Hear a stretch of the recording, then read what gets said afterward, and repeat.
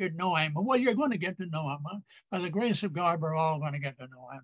So thank you for saying yes to this evening and telling us about what's happening with you, Mike. Okay? Thank you. Mike, you may begin, and I'll mute as you go. Is that okay? Okay. Well, okay. After that introduction, I've got nowhere to go but down. Jim has got a habit of speaking too well of people. At least in my case, I know he does, but I do appreciate that. And when I went to Sunset, we have a lot of good teachers there, and it was a real opportunity for me to grow in Christ. I have with us my wife, Aurenci. She's a Brazilian. Hello, everybody. And Jim has always been a real mentor for me. My father was a good man, but he wasn't spiritual. And so I really was able to look to Jim for that kind of male spirituality that everybody, every young man needs. And so he's been that, and God's given me his example over these nearly 5 decades that I've known him. But anyways, I don't have a Bible lesson to bring. I understand I was invited to speak about the work here in Brazil that I'm involved in. And I really would enjoy hearing questions of people, of you guys, that would help me to direct what I'm going to say, so as not to just dwell on facts that aren't that interesting to most people. Oh, I'm going to ask everybody to unmute then, Mike. And if it's too loud on one particular background noise, I'll just mute him as we go. But yeah, this is great, a community, Mike. Okay. So just go ahead and interrupt me and ask a question. It'll help me if you do that. But I joined a mission team when I was at Sunset, and I went to Sunset just to learn the Bible. I had no desire to go into ministry. And I was working, I quit a job in a chemical factory, BASF Wyandotte. We made polyurethane and soda ash for the car industry. I'm from Detroit, and we used to make cars up there. I don't know what they do now. I've noticed that ever since I've left Detroit, they haven't done so well. They must really miss me.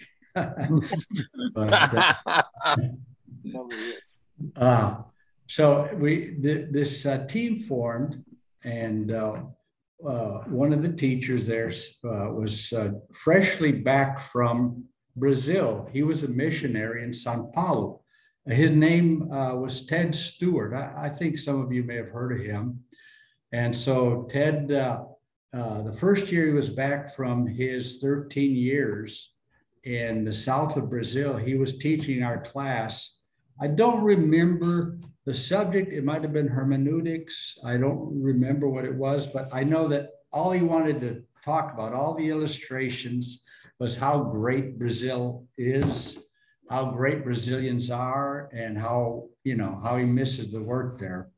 So he really built up the idea of going to Brazil in our minds as he taught the class. And then one day he said, listen, I'm going to have offer pizza to anybody who wants to come over to my house Friday evening, and I'm going to show the colored slides I have of my time in Brazil. Back then, we didn't have PowerPoint. We had little square slides that were in a carousel.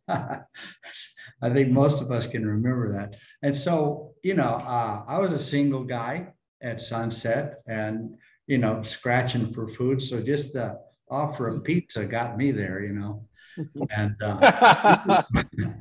so when we were there, I think about of the 90 or 80 or 90 that were in my class, I think about 20 or more showed up for that. And it was really interesting. I mean, Ted just had a real convincing way of talking about things. And so he, after talking about his 13 years in Brazil and how receptive the country is and how the church has grown, he said that now you guys are preparing to go somewhere. God's going to send you somewhere. But most of you don't know where. A few of them did, had churches to go back to, but most of us really didn't have a goal as to where we would be going. And he said, you need to choose a place, aim for a place, and God can, guide you to a different place. But as long as you have a goal in mind, it's going to make your Bible study a lot more meaningful. It's really going to help you in your Bible study. So he talked about a city called Recife. It was the biggest city in Northeast Brazil.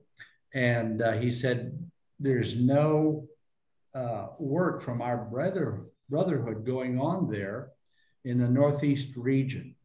And we would like to see a team go there and plant the church in this, capital city.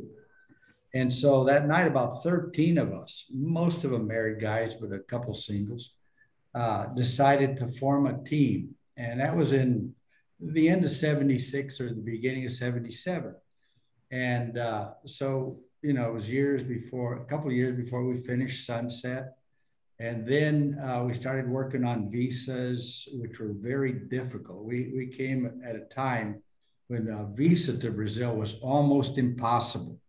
In fact, nobody knows of people getting permanent visas when we did, except our group. And people, when they heard about it and they were trying, they said, how did you do that? And all we could say is, well, it's got to be prayer. I mean, we don't. Now, the continent of great cities was just starting up, and they helped us get organized. I wish I could remember the name of all these good people that had a part in it. But anyways, we finally arrived on the field in Recife in August of 1980. It's been 43 years. This month, 14. This month, yeah.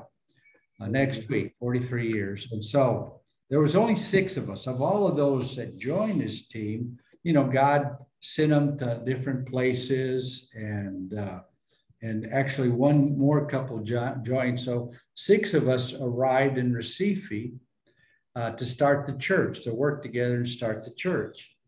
And now this is a small group compared to the 13 families went to Sao Paulo and had really great success there. But, if you're going to do mission work, you need to do it in a group.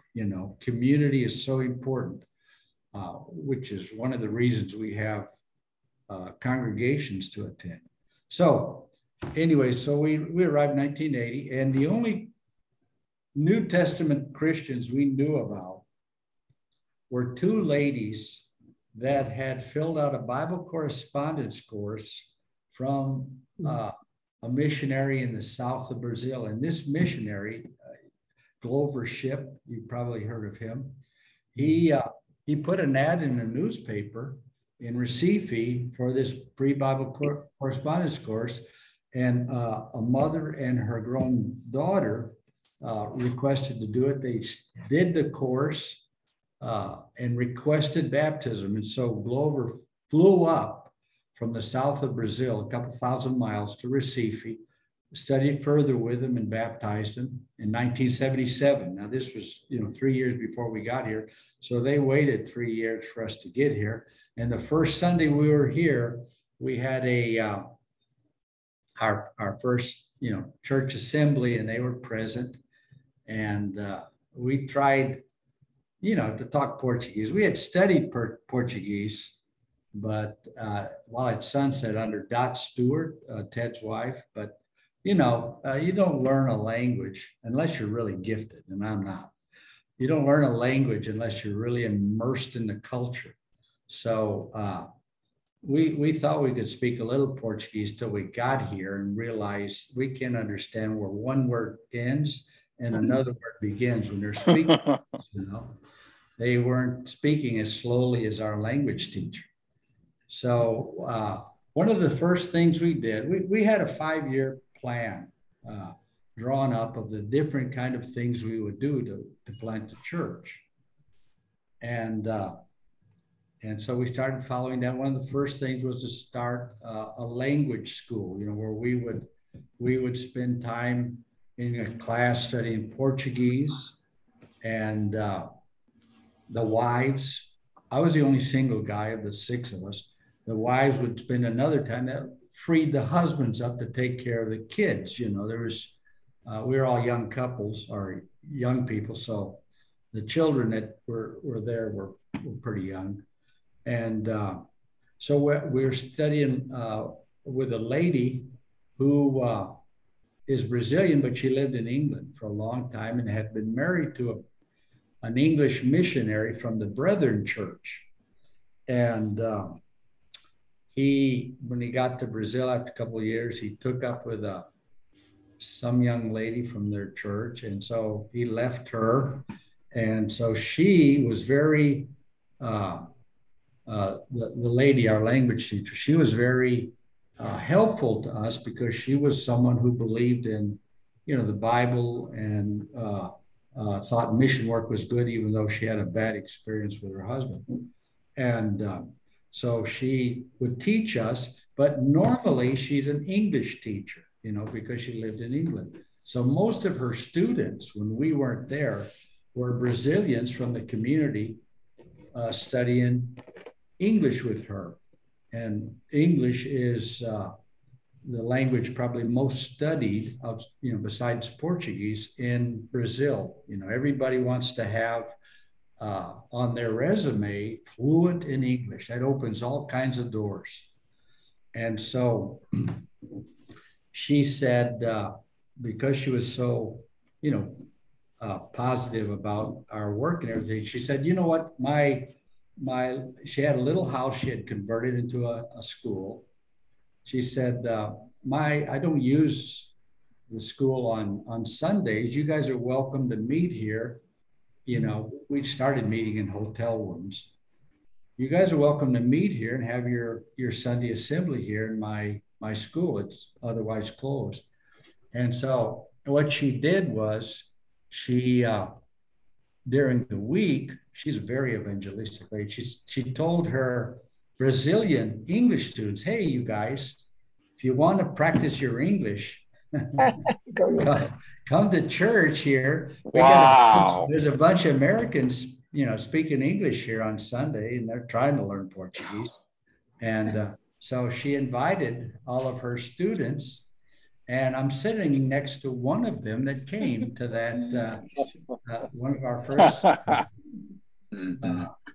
assemblies. And so, Aurenci, why don't you give your impression of us, of our group when you met us?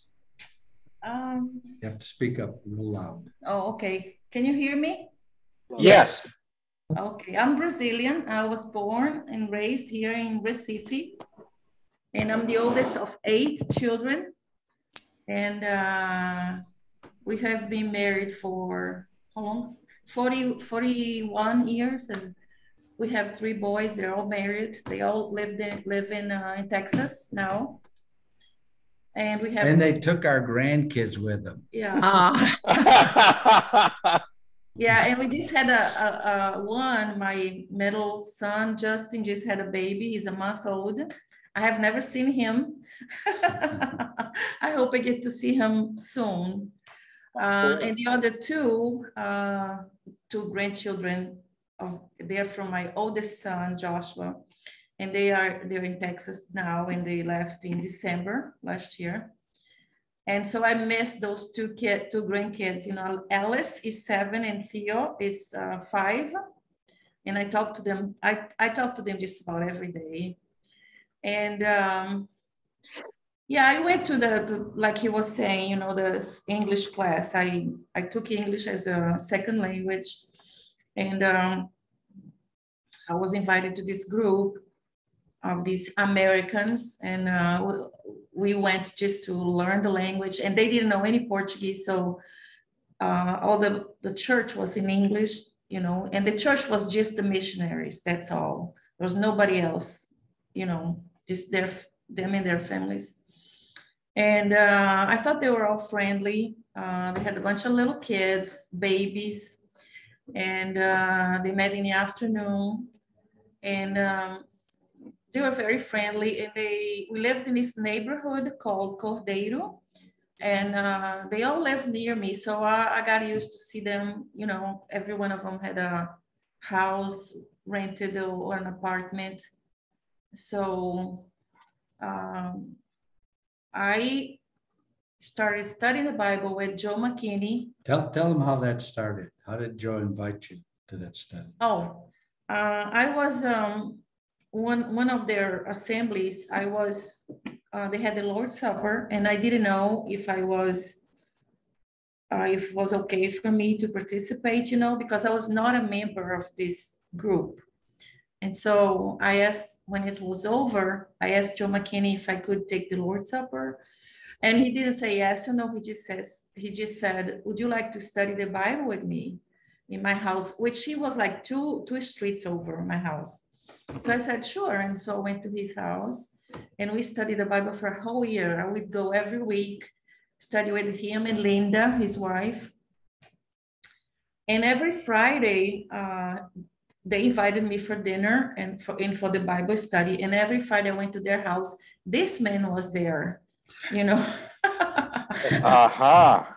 Well, that Joe is a Cupid of the group, but Yeah. you know, one of the wives having pity on me, the single guy, they would have me over. Each one would have me over one night a week, so I'd have at least one good meal a day, you know. And so that was going on for several months, and I think the ladies got together and said, if we don't get this guy married off, we're going to be, you know, caring for him, stuck with him the rest of our lives. So they played Cupid. So that's how it started, you know. So we started dating, and then we got married, and I've been working with him since then here in the church here. People know us both. Say that she's the reason that I'm in ministry, because her ministry is actually much more fruitful than mine. But you know, wow. You can only serve what God gives, right? You can't do any more than that. Yeah. So tell us about when you became a Christian. Me? Yes.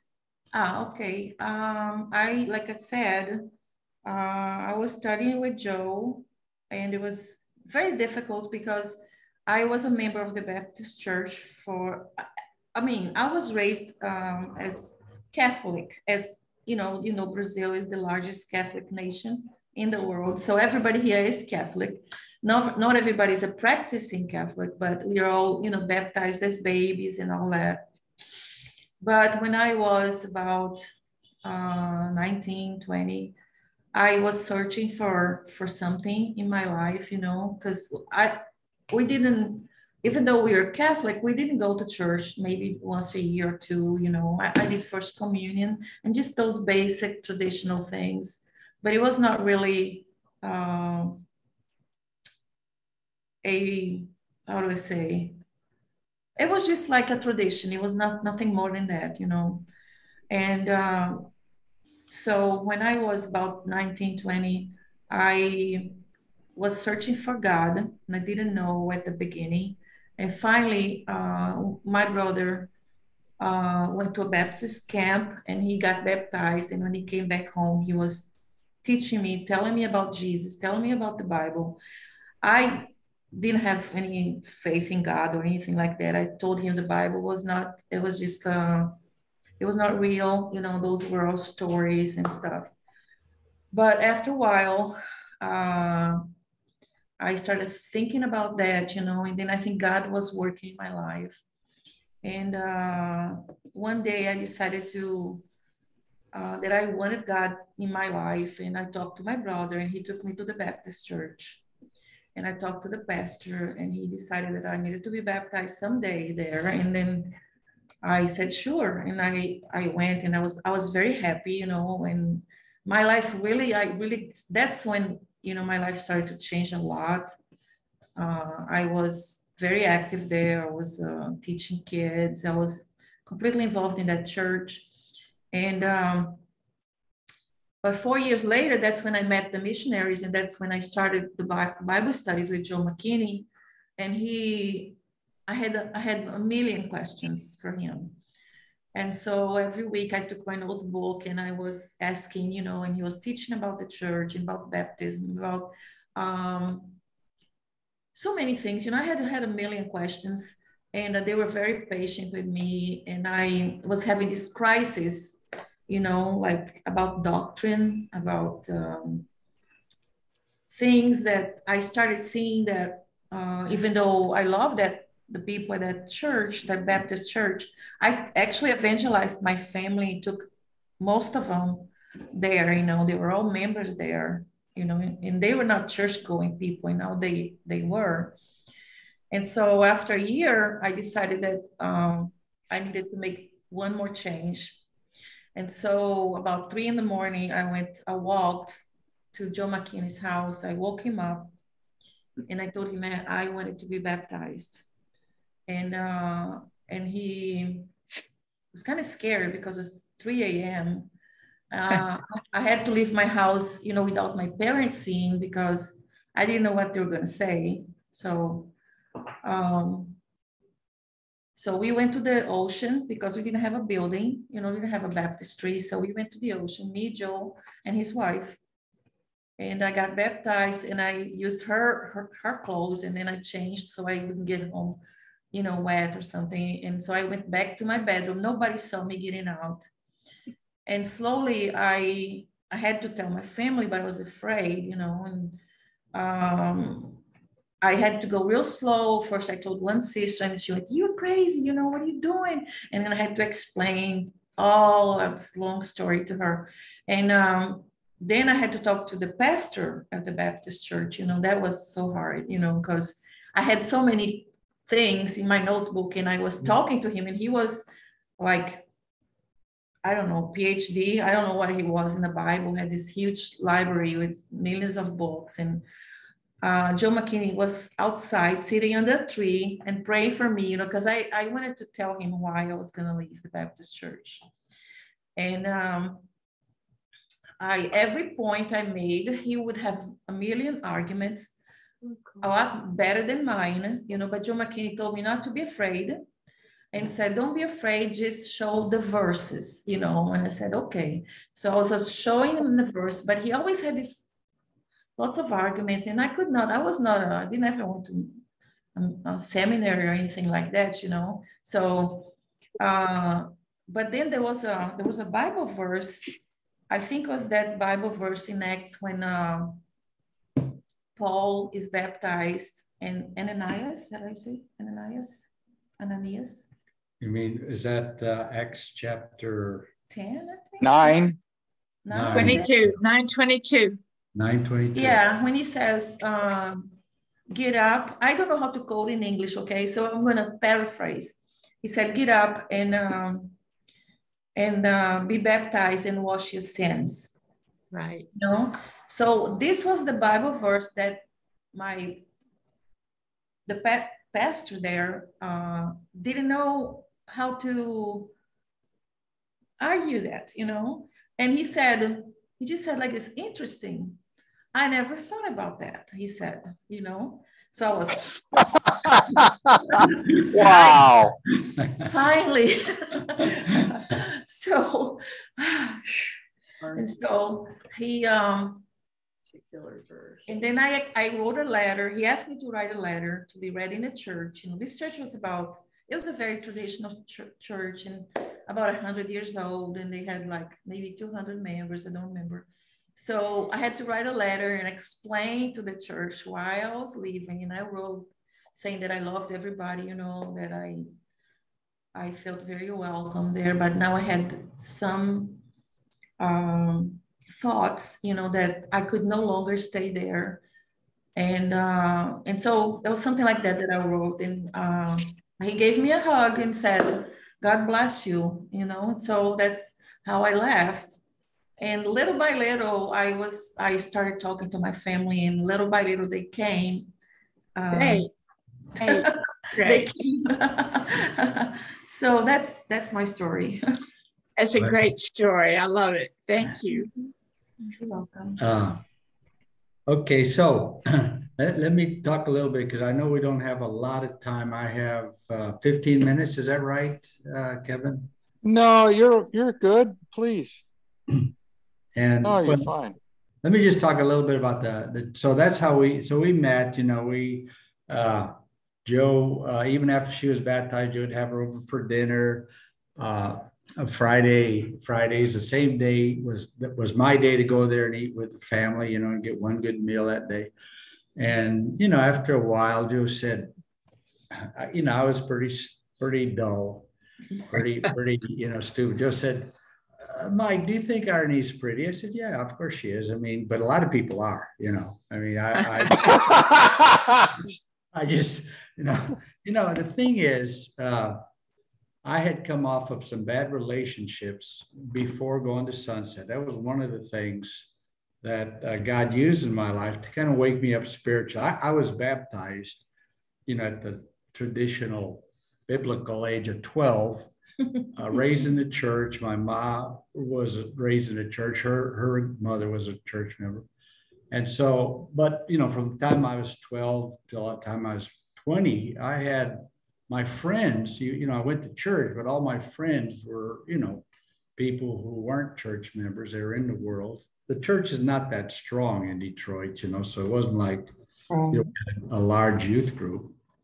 And so I had a real struggle, you know, going through high school and right after that. But God helped me to, you know, understand, you know, when I started to reap what I was sowing, that wasn't the right road. So I decided, oh, I think God wants me to be single, you know. And so I just, you know, read Paul and said, God, you know, give me the grace to be like Paul and to be single, you know, because Paul said it's better to be single in 1 Corinthians 7.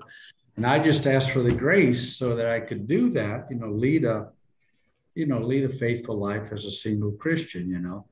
So when Joe, you know, and that's I'd been doing that for, I don't know how many years, 4 or 5 years. And so when Joe said that, well, what do you think about Aurenci? You know, don't you think you like to take her out to the movie or on a date or out for a meal or something? And I said, I don't know, Joe. He said, you should do it. So Joe is the older one of our group. He was kind of the natural leader. And of course, I obeyed what I was told to do. And he baptized me, and he did our wedding. And the first conflict we had was like in our first months of being married. They called Joe McKinney and said, Joe, you need to come here. Now fix this. He always came, poor guy. Yeah. So I forgot what point I was trying to make. Deixa eu te perguntar alguma coisa sobre a igreja. Yeah, anybody want to ask about the church? I haven't said anything about the church work per se, but you know. Are they all done in English, first of all? Is it in English? No, everybody, the missionaries who came and spoke English, there's kind of been a natural attrition. They've gone back to the States. Of the 6 of us, the first couple returned. We had a 5-year commitment. So the first couple returned after 5 years. The wife, you know, a really godly couple, but she just could not. It's really hard, especially on the women, adjusting to a new culture so different, you know, and so far from her family, you know, that she just felt, you know, 5 years is enough. And she when that commitment was up, they went back, and they're faithful today. He serves as an elder in a church in Cookeville, Tennessee, and does really well. And he's still very connected with the work here. They're still very connected. One of their sons became a missionary here too. Yeah, so Daniel. So and then a year or two later another returned. A year or two later another return. So over the next, the first 10 years, all returned, and I was the only one married to a Brazilian, which probably explains why. I did not return to the States. I stayed here. I think in the Bible it says somewhere that husbands have to live near their mother-in-laws. Yes. So that since she was so well adapted here that but later, after those went back to the States, they came back. Two of them came back, Joe. Wonderful. Yeah, Joe was the last to leave. He was here 15 years. He left in 95. And he only left because his congregation that was supporting him was in a crisis. And they knew Joe to be such a good guy, good godly man, that they said, Joe, would you help us through this crisis? And he did. So he moved back to the States and became an elder. Yeah, he's been serving as an elder ever since there. And Randy's still here. Randy is kind of returning, but we had one Randy Short. He was away for 10 years. He left after 7 or 8 years, was away for 10, did not like the ministry he had in the States. And so he returned to Brazil. And so now that he's older like me, and all his kids and grandkids are in the States, he spends 6 months there and 6 months here. And he works with another congregation. The church that we started, the downtown congregation, was our main focus for the first 5 years. And we had this per chart before we got here saying, we're going to have at the end of 5 years, we have a church of 200 members. It's going to have elders. It's going to be downtown. It's going to be supporting its own evangelists. And it's going to be, planting daughter congregations. And that's actually what happened. God bless those prayers. And that's what happened. Downtown congregation, except for elders, it took us not 5 years, but 23 years to have elders. We just, really had a hard time. Yeah, elders are kind of hard to grow, I've noticed. I don't know how Paul, came up with elders so quick. He'd plant a church and appoint elders. I guess he drew from elders that were elders in the synagogue. And then when they accepted Christ, they could be elders there. So that's my only understanding. But so today, the downtown congregation has just over 200 members. It has planted several daughter congregations in the city. There's probably another, 20 congregations in the city. Not all of them are big, but most have their own building, and two of them have elders. 2 of them now have elders as well, and most of them support. Well, they're all fully supporting. I don't know of any of them that are dependent on stateside funds still. I have always been supported from the states, and so all the money here goes to support national evangelists, but I think all the churches are doing pretty well. And so God's really blessed. We have discovered the church, the hearts of the Brazilians were very receptive to the message, and the church grew just like these older brethren who had been in Sao Paulo told us it would. So we have been witness to that. So, and Jim McGuigan, the high point of the 43 years here was a visit by Jim McGuigan, who came. Oh my goodness! Who came and taught the missionaries an excellent workshop. I don't remember the subject, Jim, but it changed my life. I missed all of that. I'm wanting to ask you a question before your time runs out, okay? Sure. I am sorry I didn't mention your wife's name. I still don't remember it. I'm very sorry about that. Mike doesn't know how to say my name, Jim. I have difficulty good, pronouncing man. it. Here's what I was wanting to ask you. I know about people. We have to have people. God talks through people and shows us through people. All of that we know and we're very committed to. What I was wanting to ask you is, when there were times, you must have hard times during that whole period about the church work and that kind of thing. Are there any scriptures in particular that you really leaned on? And if you were asked, what is it that I can lean on biblically, reflect on in that? Are there any scriptures that really held on to you and you held on to it during those times? Could you say something about that?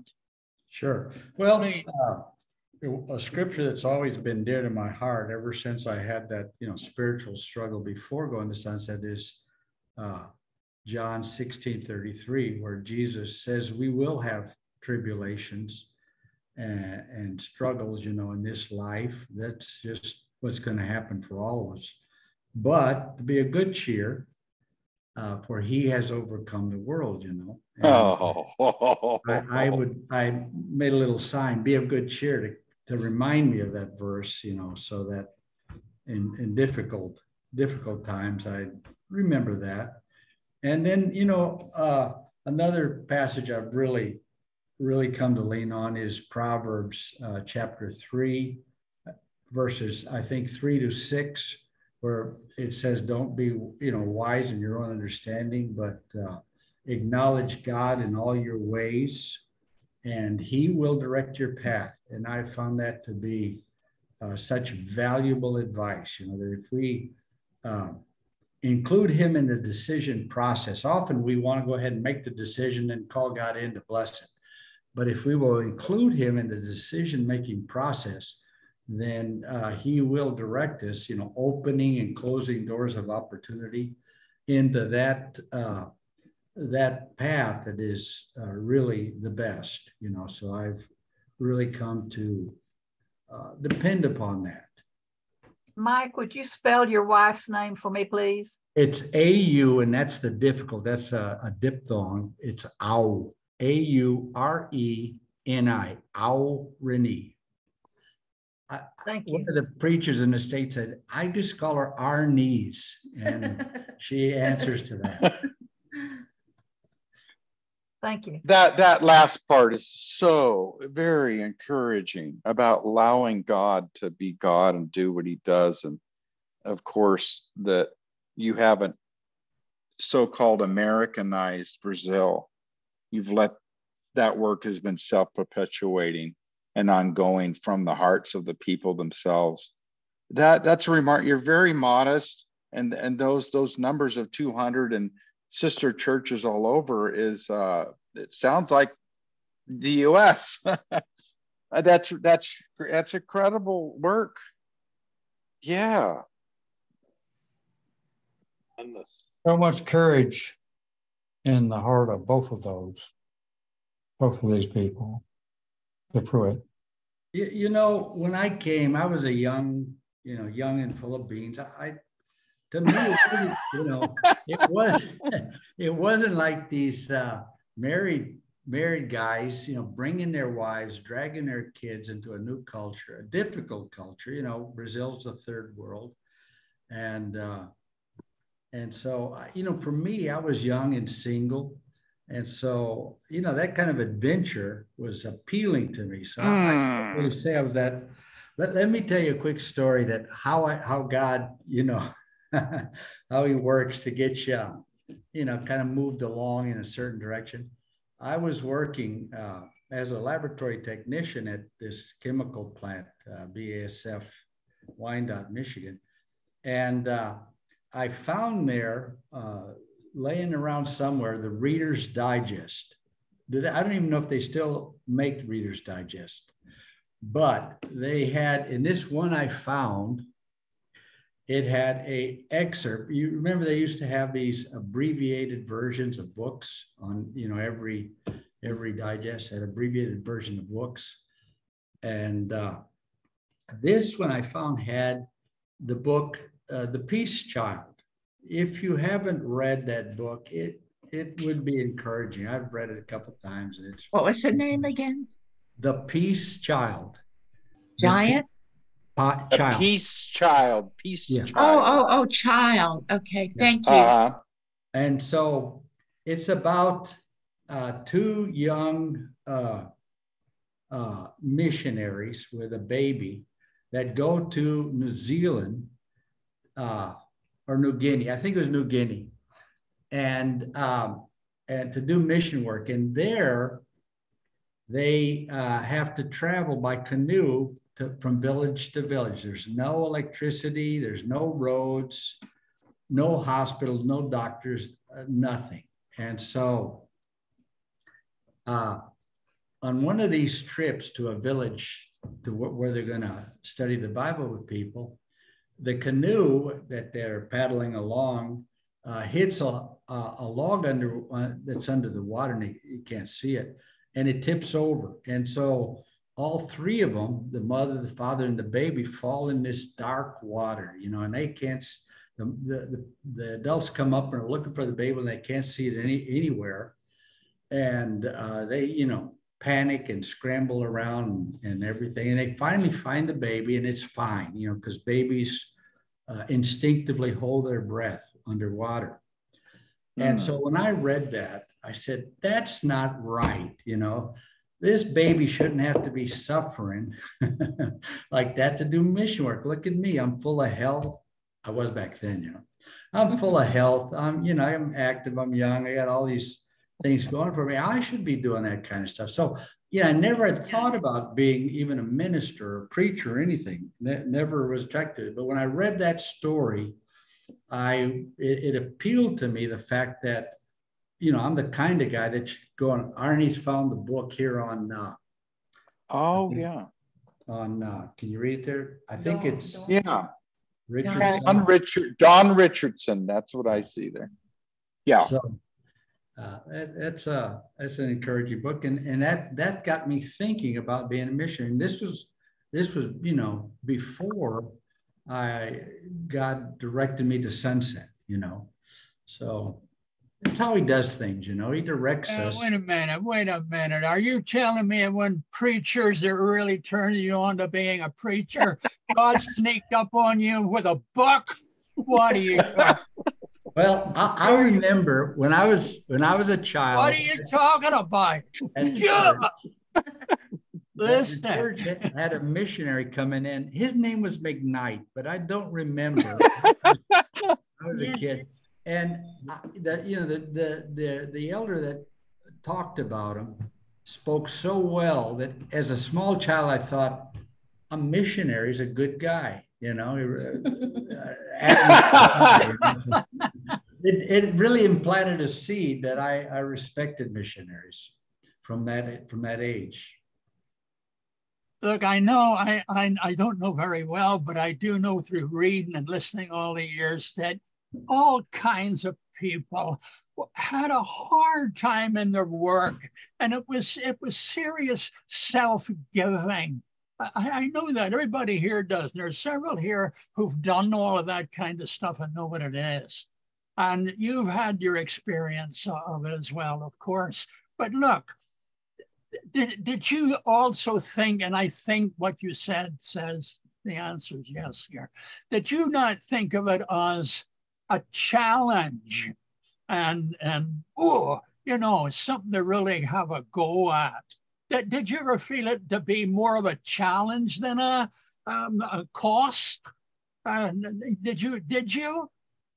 Well, did you feel it was more of a challenge, though? I want in on this. Ever? That's right. We need to be challenged. Good. Now here's what I want to need a challenge. Interrupt thing. That's why. Go. I don't know how to shut up. But here's what I'm asking you: if you wanted to excite people for gospeling, if you wanted to make them see that, well, okay, it's going to cost you. No doubt it'll cost you. But what would you tell them without making it sweetie and sugary and what a lovely place it is and all of that? No, serious strength of going for it. What would you use or say, or what movie would you show them? Or how would you go about it? Huh? Well, I don't know if Aurenci wants to answer that question. I've been doing a lot of talking.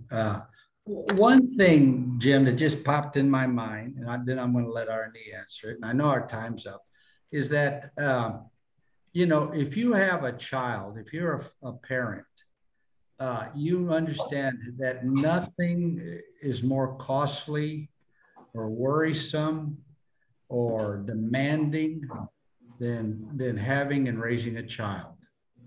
But you wouldn't trade anything for that.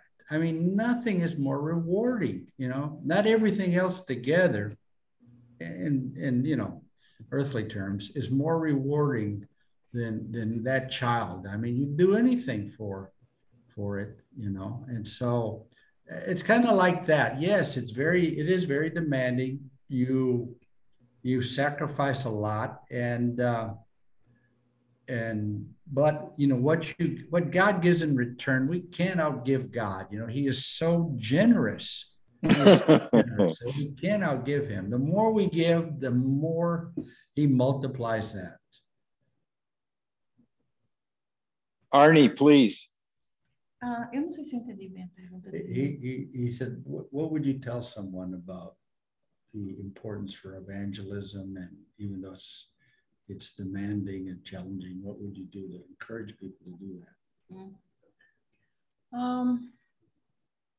What I see during this time working with the church is not what I see here, what the results that I see here with people becoming Christians. And we've seen lots of people becoming Christians, throughout these 4 decades here.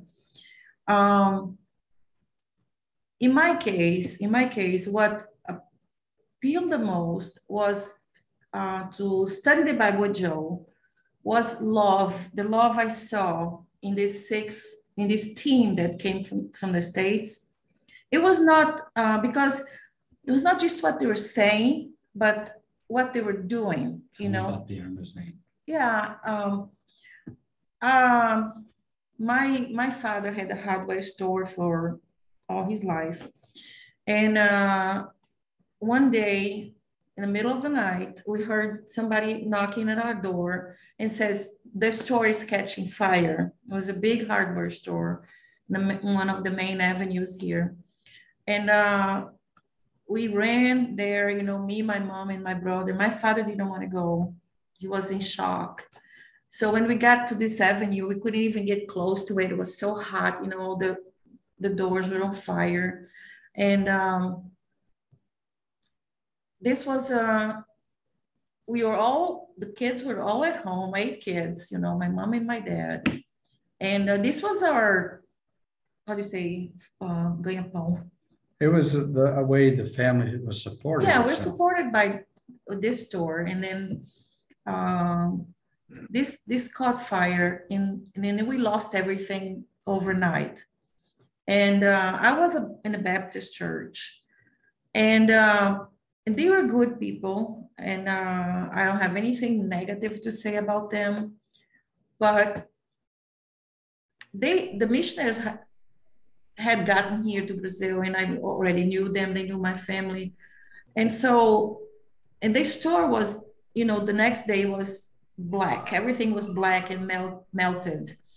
And my father wouldn't go there. So the missionaries, the 6 guys, and my 2 teenage brothers were there every day cleaning, and all day, and they got out of there. They were black. We could only see their white eyes. And this is just one thing, but there were more things that I cannot say here because of the time. But that touched my heart, you know, to see what they did. And nobody from the Baptist church, where all my family were members, you know, and they were good people. They didn't mean anything, you know, but they never showed up or went to visit my father, which was kind of down. But I actually didn't make that comparison. I just was touched. That was all. I was just touched by the love I saw in them. And that's what I see. But when I was leaving and going, you know, leaving the Baptist church, they came to my house and talked to my father, and the pastor came, and everybody came to see my father and say, "Oh, look, your daughter is leaving our church and going after this cult," because they thought the church was a cult. And throughout all those years here, what I see is like people see what you do more than what you say, a lot more. And we have our church, a lot of the members are kind of young comparing to the States. Brazil is like younger generation, I guess, and a younger country. And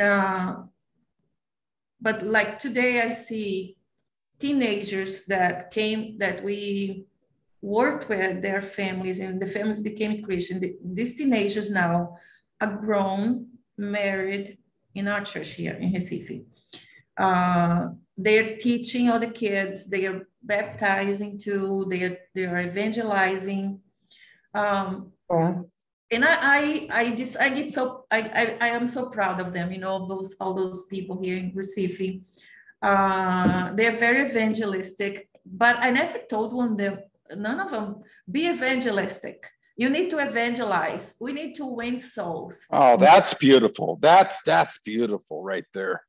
Yeah. So we just you just do what you need to do. And people somehow are touched by that, you know, and they want to know more. Who are you? Or what church is that? You know, so, you know, that's what I have to say. What kind of God do you have there? What do you have there? Yeah. I don't know. I think it's the same God you have there. It's the same God everywhere, right? He was joking, yeah. Yeah. I know. That's it. I think it's. But it's a truth of that love and action that helps you to know. I want to know more about God. I want to know who He is. Right? Isn't that? Yeah. And so we see lots of people that were kids when we started, and now they became Christians. They got married. They have their kids, and they are teaching, they're baptizing, their teenagers already are involved, you know, bring their friends, and it just goes on and on. You know, it's like a mustard seed that grows, you know, to a big tree. That's wonderful. That is nothing ordinary about that. People just doing things in ordinary circumstances for one another, and God doing His work. I look at you, and though you don't wear the official name as a missionary, the mission it's amazing what you've done, what God's done through your life.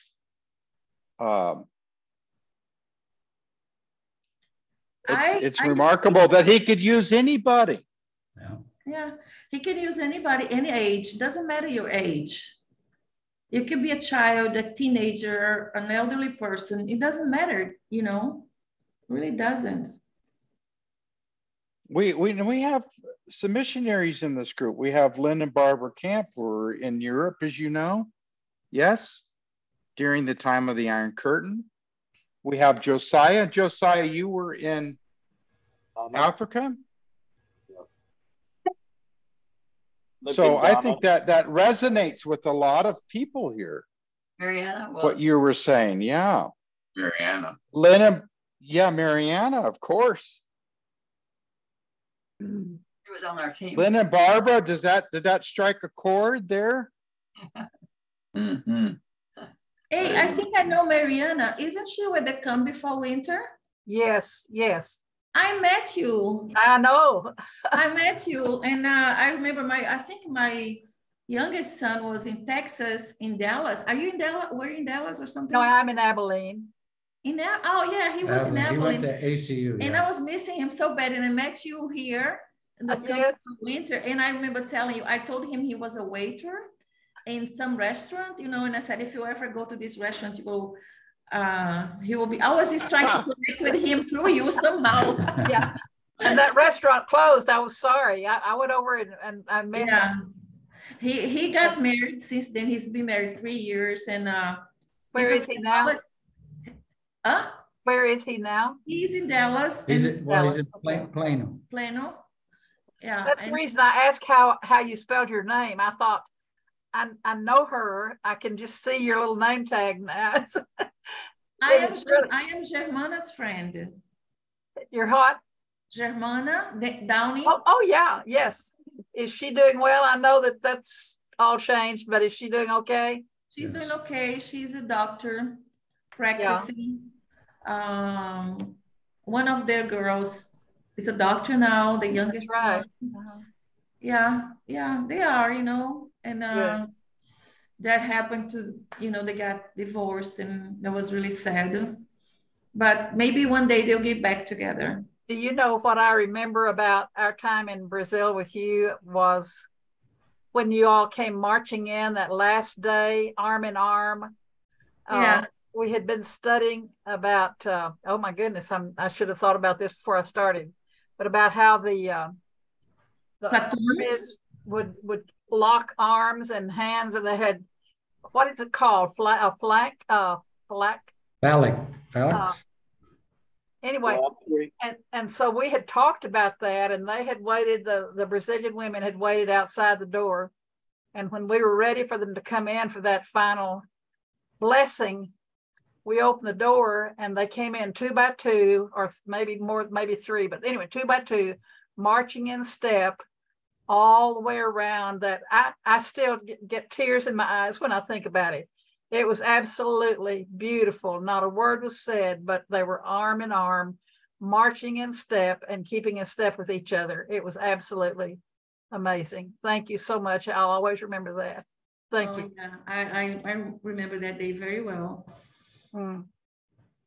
I didn't think it was going to be that, I would say, impactful.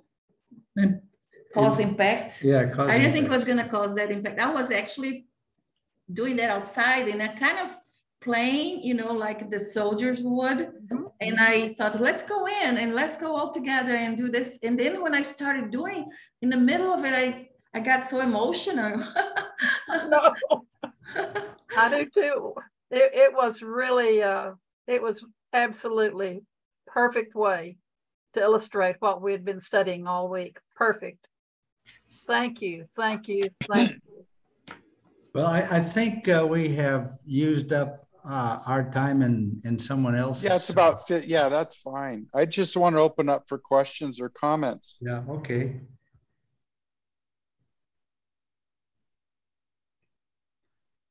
Charlie, you want to unmute? Charlie had, it looks like he was going to unmute.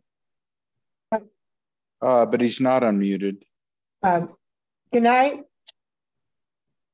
Kevin, can I make a comment? Sure. Kevin? Sure. I just think that it's so lovely, the impact that you have had on all of your members, especially the story that you told about the teenagers growing up and teaching and evangelizing, and no one told them to go do this. And you know, I mean, I think we've gotten away from just loving people and wanting to help and to do, but I just thank you for all that you have done to foster that love of Christ. To share that example. Yes, and to share that example with them, that they would go and just naturally want to spread that love to everybody they came into contact with. That I guess it was more than just the warehouse fire. You started some other kind of fire. You mean burning the whole place down? Yes, it is like a virus, you know. Fire. But it's like a virus. It spreads too, you know. Oh, yeah. Like a good virus. Jim, you were saying something. Sorry. I'd like to say before I leave, I'd like to say that we who have done no missionary work in the serious sense of that word, going off home and living away and all of that, we who haven't done that are doing what we do, the same kind of thing. That if you've never left home, but you please, Yes. and your home is a place that God is pleased in, and all the rest of that kind of thing. But Amen. once these fellas and these men and women get over there and do what they do, locals who are not missionaries end up doing missionary work the way people here and now never leave home. They are doing missionary work. Yeah. So the missionary workers that come in, and it's new to them, by God, they come to these people, and these young men and young women now become Christians, and they, once more, they're not the following type of missionaries, but they're doing it at home. And I see, I've got to tell you, I love the whole that we meet with. We're doing it. We're doing our best here. So I'm saying that so as none of you would get the feeling, well, I haven't done anything, and those great people or all of that. They would hate that. They want you to know that they see you very much as much reaching out and being outreachers as we think of them. God bless you. Amen. Have a good night. Thank you. Good night. Boa noite. Boa noite. Boa noite. Was Jordy going to say something? Jordy? Oh, I was just going to ask a question. Are they signed off?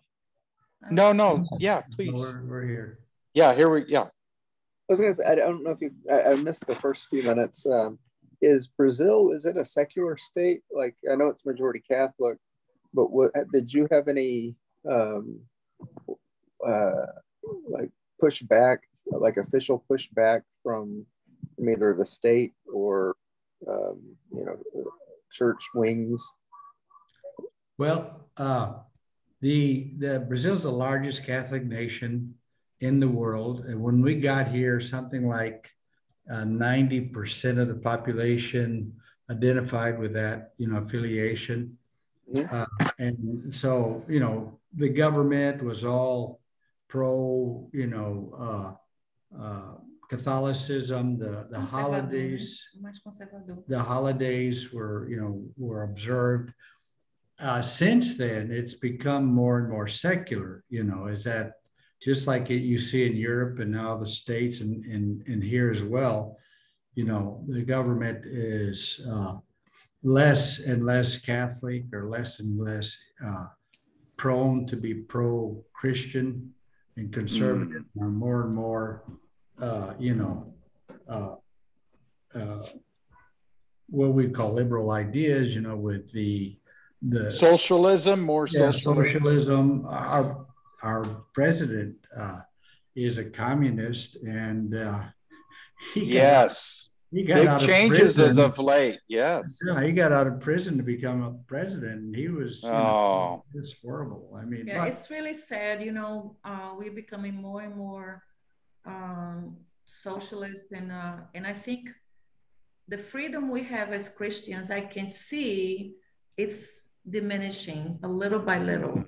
Like in the schools and with the internet, with all this LGBTQ and transgenderism and abortion and all this, now it's so global. This is global. We're not a country separated from the world anymore. We are same thing that happened in the States recently with the former president. Same thing happened here. Exactly the same, was like a copy, So it's the same. It's really, I think it's really sad. And a lot of people are being led, even kids, little kids, teenagers, so we don't have much time, I don't think.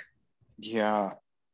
It's that the level of the ignorance has spread so rampant through every institution that can be named has been affected. Exactly. Even the church has been affected. Yes. Yeah. And so you are the light of the world. How about the inclusive translation of the Bible? Inclusive. Have you guys Jordy, you've heard of that, Jordy? I'd ask Jordy that. I don't know. I don't know. When we were missionaries in Slovakia, which is 75% Catholic, except that's so tied with their national identity that if you ask somebody, are you Christian, they'll say, yeah, I'm Slovak. Is that the but officially there's no connection between the state and church. There was more, there were more, but now it's more and more, the state's more and more secular and, infringing on rights Christians used to have. And, at the local level, have you seen anything at the local level as far as inhibitions to your work or meeting, or no? We were a whole year without being able to assemble because of COVID. And so here was a lot more strict because of this government. They didn't give us an option. They said you cannot meet, And so we started using Zoom and internet, and actually it's been a blessing that we now have those avenues, And that might be the future. May be in some form. Could be. We just need to pray. The time is coming. Anyone else? Thank you, Mike. Oh. Irons, Joanna? No? Well, the thing I just Linda had something. Okay, you and then Linda, yeah. Yeah. Joanna, go ahead, Joanna, and then Linda. I was just excited to hear about Glover Ship and his work there because I was at Pepperdine when they were there. And I remember when they decided to go as a group to Brazil, with their family and other families. So it's nice to hear news about them. Glover and Marge Ship would come up when we first got here and help us get us settled and, get set up things and find places to live and cars to drive, that kind of stuff. They were very instrumental. Linda, I'm sure you experienced government intervention where please. Yeah, we have in our schools and everything. And as the community gets more secular, leaves their Catholic heritage more and more, are you finding it more difficult to reach people? Are they as open as they were before?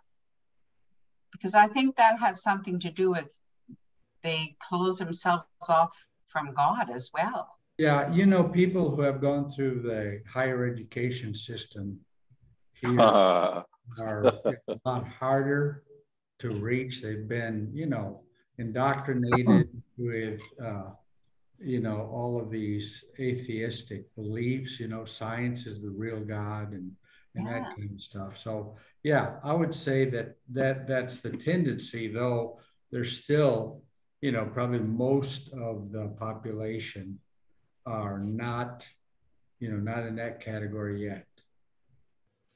Okay. And they're still hanging on to their belief in God. Most would say they believe in God still, but Satan's trying to work on them. Santeria prevalent? I need to run. God bless all of you. Jordy, did you say something?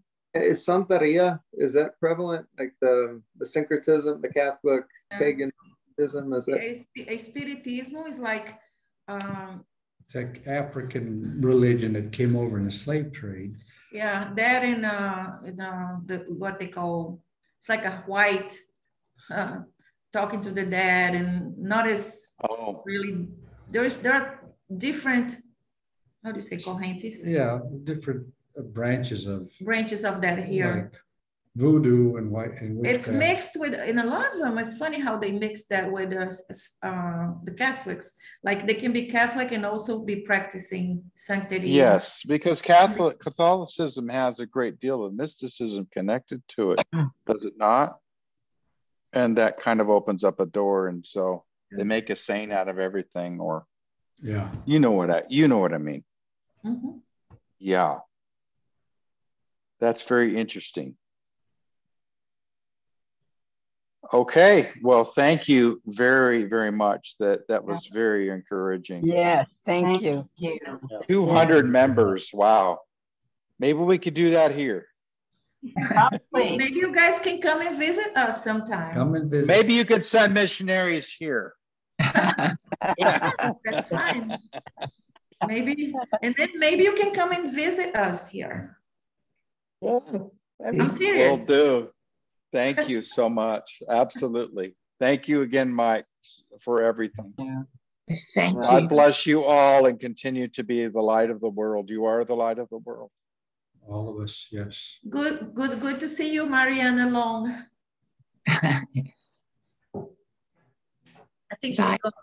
Bye-bye. Bye-bye. Bye.